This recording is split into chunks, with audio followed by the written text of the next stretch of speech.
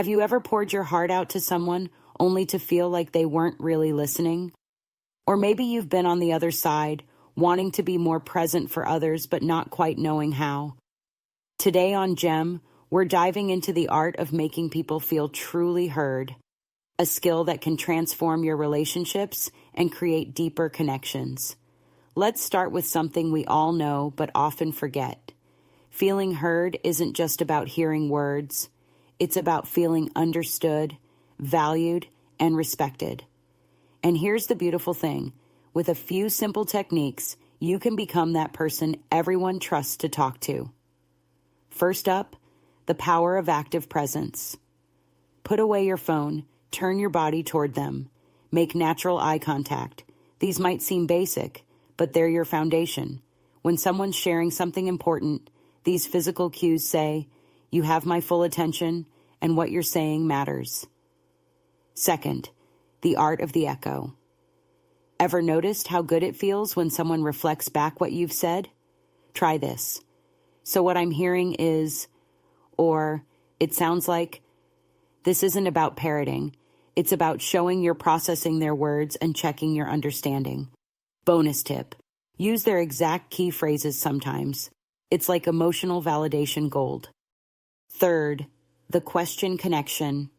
But not just any questions. Think, how did that make you feel? Instead of, why did you do that? Open-ended questions that explore emotions show you're not just hearing the story, you're trying to understand their experience. And here's the secret. Wait for their complete answer.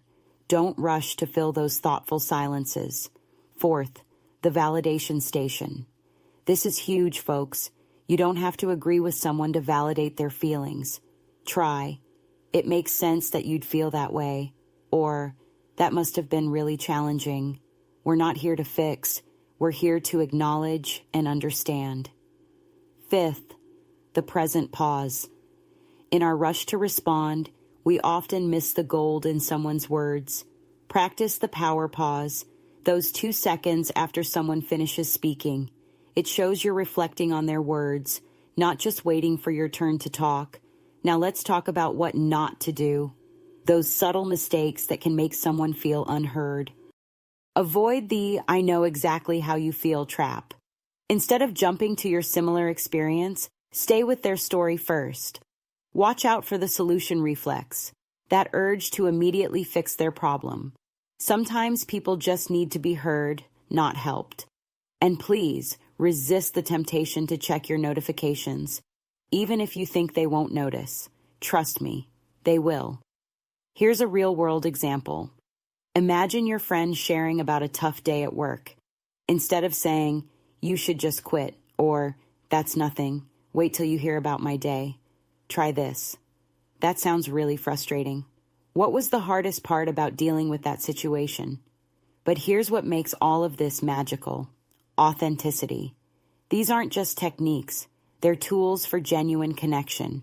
When you combine them with real care and interest, that's when people truly feel heard. Remember, everyone you meet is fighting a battle you know nothing about. Being that person who truly listens, you might just be the highlight of someone's day. And the beautiful thing is, genuine listening creates a ripple effect. When people feel heard, they're more likely to listen deeply to others too. Thank you for being here on this journey to better connections. If you found value in today's video, don't forget to hit that like button and subscribe to Gem for more insights on personal growth and meaningful relationships. Share this with someone who makes you feel heard or someone you want to listen to better. Until next time, keep growing, keep listening, and keep making those genuine connections.